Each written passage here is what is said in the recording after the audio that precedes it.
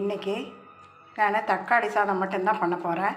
அதில் பண்ணிட்டேன், தக்காளியெல்லாம் தாளிச்சிட்டேன். அது வீடியோ எடுக்க முடியல.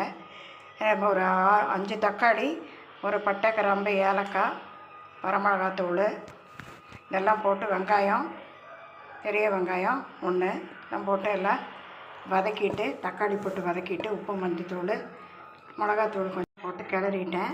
அருமையான தக்காளி சாதம். இது சாதம் வடித்து இப்படி கிளறினா தான் நல்லாயிருக்கும்.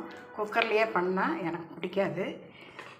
இப்போ அருமையான தக்காளி சாதம் ரெடி ஆயிடுச்சு. இதோட தொட்டுக்கிறதுக்கு சேனக்கிழங்கு மசாலா, வெங்காயம், பட்டை, சோம்பு, சின்ன வெங்காயம், மிளகு எல்லாம் போட்டு அரைச்சி வறுத்த சேனக்கிழங்கு மசியல், அதோட தயிர், கெட்டித்தயிர், அதோட வெள்ளை சாதத்துக்கு ரசம்.